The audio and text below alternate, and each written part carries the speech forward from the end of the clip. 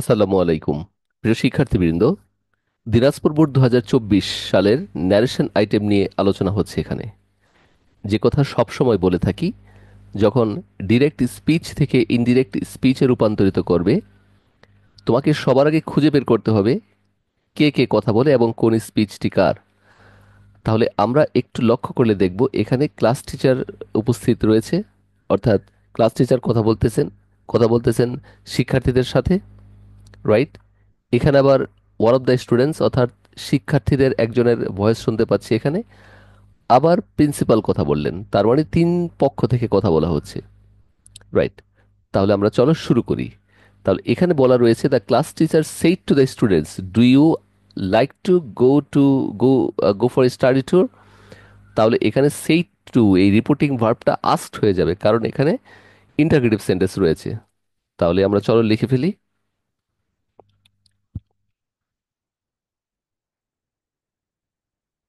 Class teacher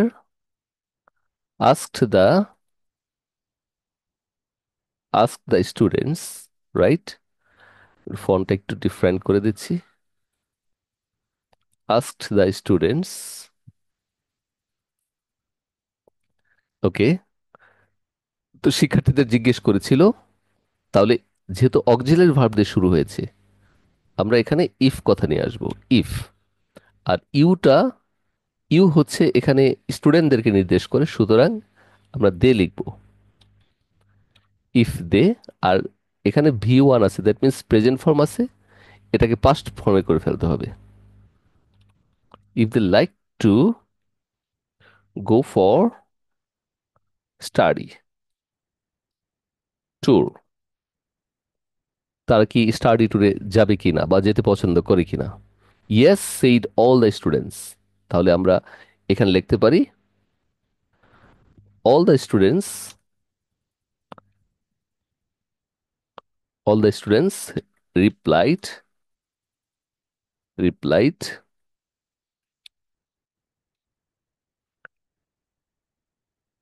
affirmative. All the students replied in the affirmative, right? তারপর দেখো, then he said take permission of your parents.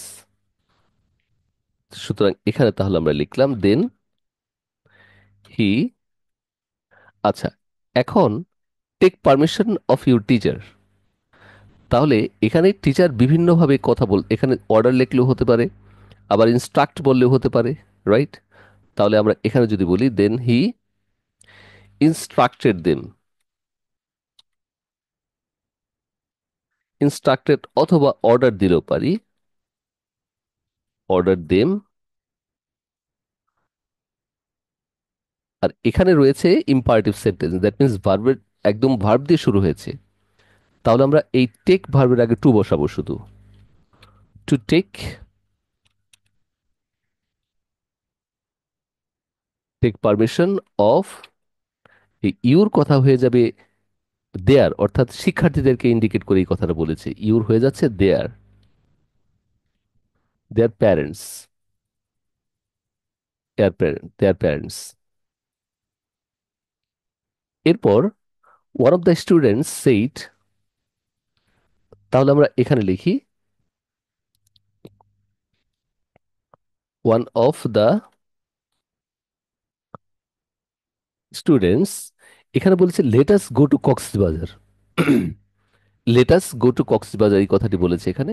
তাহলে এই লেটাসের জন্য আমরা একটি ফর্ম ইউজ করতে পারি, সাজেস্টেড, সাজেস্টেড। সাজেস্টেডের পরে আর কোনো কিছু না দিয়ে সরাসরি এই গোর সাথে আইএনজি বসিয়ে দেওয়া সম্ভব, এটি একটি স্ট্রাকচার। আর একটা স্ট্রাকচার রয়েছে শুট দিয়ে করা যায়। তাহলে আমরা আজকে এই সিস্টেমটাই করি, যে লেটাস গো টু কক্সবাজার, তাহলে সাজেস্টেড, এরপরে এই ভার্বটার সাথে আইএনজি বসবে। তোমরা খেয়াল করবে যখন প্রস্তাব বুঝাবে তখন এইভাবে করা যেতে পারে, অর্থাৎ লেট আস, লেট প্লাস সাবজেক্টটাকে বাদ দিয়ে সরাসরি ভার্বের সাথে আইএনজি করা যেতে পারে সাজেস্টেড এর পরে। Suggested going to Cox's Bazar, Cox's Bazar যাওয়ার কথা সে সাজেস্ট করেছিল। The principal said may your journey be safe and sound.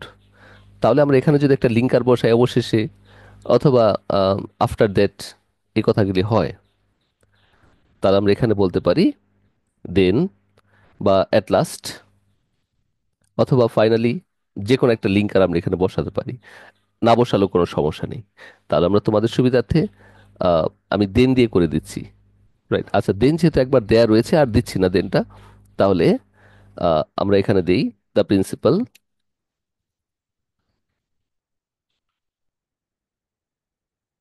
The principal wish them, wished them,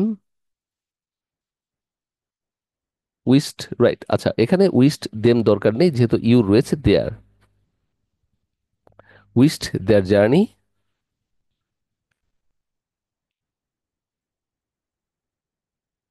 R wish থাকলে পরে আমরা মাইট কথা ইউজ করব। তোমরা যদি অপটেটিভ সেন্টেন্সের স্ট্রাকচার ফলো করো ন্যারেশনের ক্ষেত্রে, তাহলে দেখবে যে মে দিয়ে যুক্ত সেন্টেন্সের ক্ষেত্রে আমরা মাইট কথা ব্যবহার করি। Wish their journey might be, might be safe and sound, right. আচ্ছা, আর এখানে লিঙ্কার হিসেবে আমরা কিন্তু ফাইনালি কথা ব্যবহার করতে পারি। ফাইনালি, অথবা আমরা ব্যবহার করতে পারি এখানে, রাইট, ফাইনালি, অথবা এখানে অ্যাট লাস্ট ইউজ করতে পারি, অ্যাট লাস্ট ইউজ করতে পারি, রাইট। এই লিঙ্কারগুলি আমরা বসাতে পারি ইচ্ছা করলে।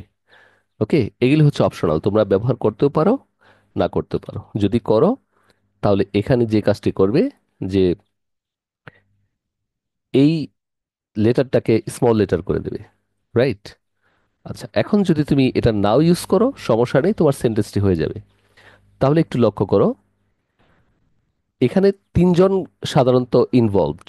একজন ক্লাস টিচার, স্টুডেন্টস, আর স্টুডেন্টদের মধ্যে থেকে একজন কথা বলেছে, ওয়ান অফ দ্য স্টুডেন্টস, আর এখানে প্রিন্সিপালের উপস্থিতি রয়েছে। তাহলে তিনজন হোক বা চারজন হোক, ডাজেন্ট ম্যাটার। আমার কথা হচ্ছে, আমি যেই যেই সাবজেক্ট আছে এখানে, বা যেই যেই ব্যক্তির উপস্থিতি আছে, তাকে ধরে আমি সেই কথাটাকে ট্রান্সফার করে দেব। ন্যারেশন করার ক্ষেত্রে স্টুডেন্টদের মধ্যে প্যাসেজ ন্যারেশন নিয়ে একটা ভীতি সব সময় কাজ করে। ওরা ঠিকমতো সেন্টেন্স ন্যারেশন করতে পারে, কিন্তু প্যাসেজ ন্যারেশন করতে গেলে খুব বেশি টাফ মনে করে। একদম সেটার সুযোগ নেই আমি মনে করি, কারণ সেন্টেন্স ন্যারেশন করতে পারলে প্যাসেজ ন্যারেশন সহজ।